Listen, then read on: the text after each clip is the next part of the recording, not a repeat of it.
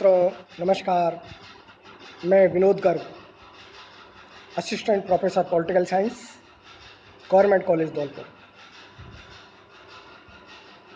मित्रों, पिछली वीडियो में हमने शीत युद्ध के विस्तार के द्वितीय चरण पर विस्तार पूर्वक चर्चा की और बताया कि शीत युद्ध का जो द्वितीय चरण है, जो कि 1946 से 1953 के मध्य तक है, उस संबंध में हमने सर्वप्रथम 5 मार्च 1946 को चर्चिल के फुलटन भाषण पर विशेष रूप से चर्चा की।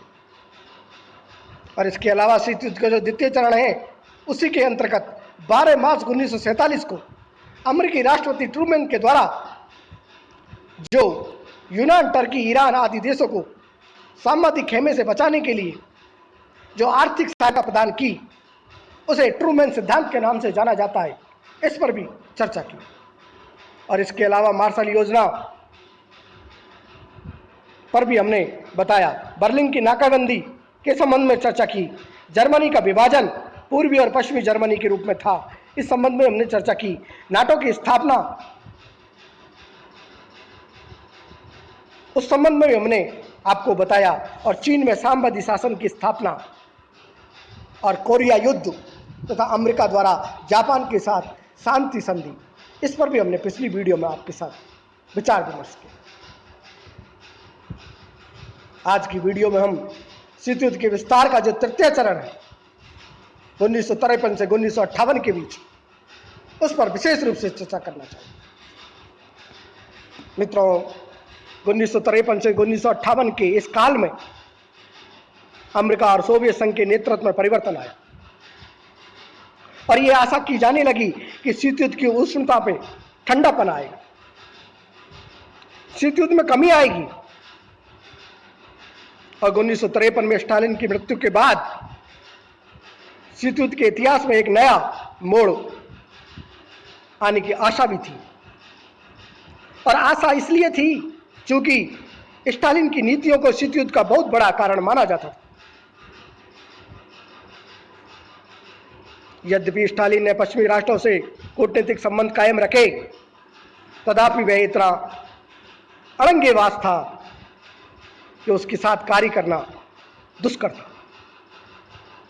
स्टालिन के उत्तराधिकारी क्रुश्चेव ने शांतिपूर्ण सहअस्तित्व और समझौतावादी नीति अपनाने पर जोर दिया। और इसी दौरान अमेरिकी नेतृत्व में भी परिवर्तन आया तथा शीत युद्ध के उन्नायक राष्ट्रपति ट्रूमैन के स्थान पर जनरल आइजनहावर अमेरिका के राष्ट्रपति बने। और इस काल की जो प्रमुख घटनाएं, उन पर हम चर्चा करना चाहते हैं। पहली घटना, सोवियत संघ के द्वारा आणविक परीक्षण किए जाना। आप सभी को विदित है, अगस्त 1953 में सोवियत संघ के द्वारा प्रथम आणविक परीक्षण किया गया और इससे अमेरिका आशंकित हुआ कि वह दूसरी ओर निशस्त्रीकरण को दोनों पक्ष आवश्यक समझने लगे। दोनों पक्षों को महसूस किया जाने लगा कि अब हमें शस्त्रों की होड़ को कम करना चाहिए। दूसरी घटना हिंद चीन का प्रश्न है। फ्रांसीसी साम्राज्यवाद के विरुद्ध हिंद चीन में चलने वाले संघर्ष में दोनों गुटों ने अलग अलग पक्षों का समर्थन किया। अमेरिका ने इस संघर्ष में फ्रांस का सहयोग किया तो सोवियत रूस ने हिंद चीन के लोगों का समर्थन किया। इस प्रकार हिंद चीन की समस्या शीत युद्ध का अंतिम अंग बन गई। मित्रों, विद्यार्थी, तीसरा घटनाक्रम सीटों का निर्माण है। सीटों का प्रमुख उद्देश्य दक्षिण पूर्वी एशिया में कम्युनिस्ट चीन के साम्यवादी प्रसार का विरोध करना। 1953 में चर्चिल ने संयुक्त राज्य अमेरिका के आगे यह प्रस्ताव रखा कि दक्षिण पूर्वी एशिया के लिए नाटो जैसे एक संगठन का निर्माण किया जाना चाहिए। 8 सितंबर 1954 को सीटो संधि पर हस्ताक्षर किए गए और इस संधि के मूल में एक बात थी कि कंबोडिया, वियतनाम और लाओस को साम्यवादी यानी कि चीन के प्रभाव से जाने से रोका जाए। मित्रों, विद्यार्थियों, शीत युद्ध के विस्तार के इस तृतीय चरण में अगली कड़ी के रूप में हम वार्सा पैक्ट का निर्माण देखते हैं। 14 मई 1955 को सोवियत संघ और उसके साथी 8 देशों ने वार्सा पैक्ट का निर्माण किया और इसके अनुसार यदि वार्सा पैक्ट के किसी सदस्य पर सशस्त्र सैनिक आक्रमण होता है तो अन्य देश उसकी सैनिक सहायता करेंगे। वार्सा पैक्ट नाटो के लिए एक पूर्ण जवाब था, अर्थात वार्सा पैक्ट का निर्माण नाटो के विरुद्ध में ही किया गया। मित्रों, विद्यार्थियों, शीत युद्ध के विस्तार के इस तृतीय चरण में अगली घटना हंगरी में सोवियत संघ का हस्तक्षेप है। आप सभी को विदित है 1956 में हंगरी में सोवियत संघ ने अंतर्राष्ट्रीय तनाव और शीत युद्ध में पर्याप्त अभिवृद्धि कर दी और पश्चिमी देशों ने सोवियत संघ की इस कार्रवाई की कटु निंदा की, घोर निंदा की। मित्रों, विद्यार्थियों, अगली घटना आइजनहॉवर का सिद्धांत। आप सभी को विदित है जून 1957 में आइजनहॉवर सिद्धांत की घोषणा की गई थी और यह अमेरिकी विदेश नीति में उग्रता का प्रतीक थी और इसमें कहा गया कि साम्यवादी गुलामी देशों से घिरी जनता की स्वतंत्रता के संघर्ष में अमेरिका कोई कसर नहीं छोड़ेगा। अमेरिका उन देशों की सहायता करेगा। अमेरिकी सीनेट ने राष्ट्रपति को अधिकार दिया कि वह स्वविवेक से अमेरिकी सेना को मध्य पूर्व के किसी भी देश में साम्यवादी आक्रमण को रोकने के लिए भेज सकता है। इससे शीत युद्ध में भारी उग्रता आ गई। 1955 से 1958 तक पश्चिमी एशिया शीत युद्ध का भयंकर अखाड़ा बन गया और स्वेज नहर के राष्ट्रीयकरण के फलस्वरूप तो 1956 में मिस्र पर होने वाले एंग्लो फ्रेंच इजराइल आक्रमण की सोवियत संघ ने तीव्र भर्त्सना की, कटु निंदा की।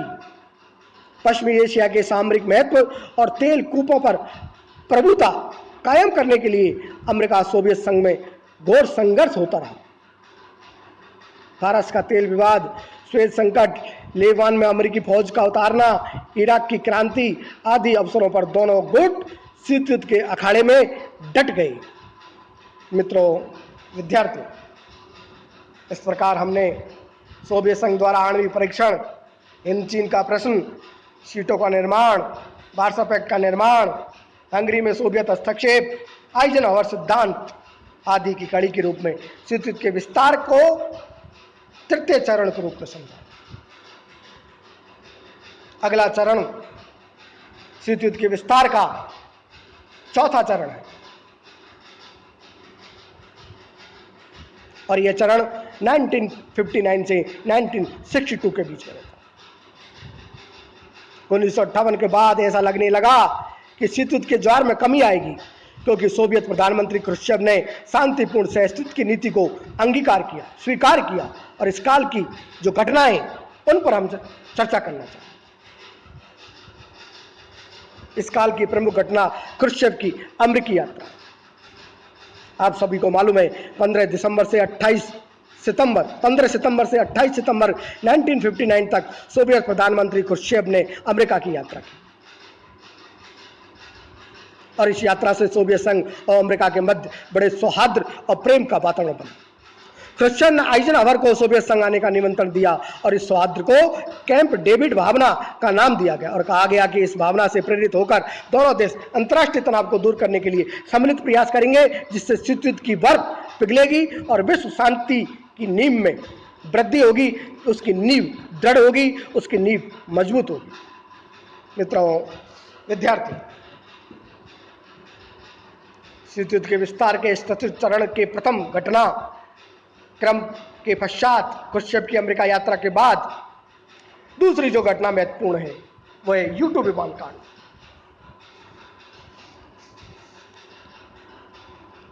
आप सभी को मालूम है शीत युद्ध के तनाव को कम करने के लिए जब 4 बड़े देशों के शासनाध्यक्षों का एक शिखर सम्मेलन आयोजित करना जरूरी समझा गया तो यह भी तय हुआ, यह भी जरूरी हुआ कि मई 1960 में पेरिस में शिखर सम्मेलन हो और उसके बाद वहीं से राष्ट्रपति आइजनहवर सोवियत संघ की यात्रा करें। परंतु ऐसा नहीं हो सका और दुर्भाग्यवश शिखर सम्मेलन के आरंभ होने से पूर्व ही 1 मई 1960 को अमेरिका का जासूसी विमान U-2 सोवियत संघ सीमा में जासूसी करते हुए पकड़ा गया और इस विमान में जासूसी के अनेक उपकरण तथा यंत्र पकड़े गए। विमान चालक ने स्वीकार किया कि उसे सोवियत संघ के आकाश में सैनिक निरीक्षण तथा सैनिक अड्डे को सूचना प्राप्त करने के लिए भेजा गया है। मित्रों, बात तब बहुत बढ़ गई जब राष्ट्रपति आइजनहवर ने स्पष्ट शब्दों में कह दिया कि सोवियत संघ में सामरिक गतिविधियां बड़ी गुप्त रहती है, अतः किसी भी आकस्मिक आक्रमण को रोकने के लिए अमेरिका ऐसी जासूसी कार्रवाइयां करता है और आगे भी करता रहेगा। अंतर्राष्ट्रीय कानून के अंतर्गत इसकी मनाही है। ख्रुश्चेव ने इस जासूसी उड़ान की अत्यंत उत्तेजनात्मक कार्य कहा और सोवियत संघ का घोर अपमान करना कहा। सोवियत संघ ने सुरक्षा परिषद में इस घटना की शिकायत की। U-2 विमान कांड ने स्थिति में तूफान ला दिया। सोवियत संघ ने इसका खूब प्रचार प्रसार किया और अमेरिका को शांति भंग करने वाला बताया।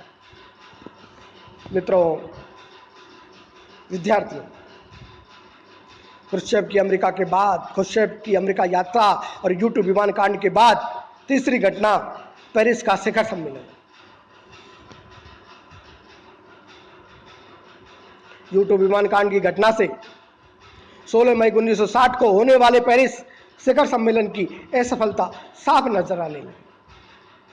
पेरिस के शिखर सम्मेलन में अमेरिका, ब्रिटेन और फ्रांस के शासनाध्यक्ष शामिल हुए और जटिल अंतर्राष्ट्रीय प्रश्नों पर चर्चा होनी थी, किंतु शिखर सम्मेलन में ख्रुश्चेव ने U-2 के मामले को उठाया और अमेरिका की भर्त्सना की और आइजनहवर का अपमान किया।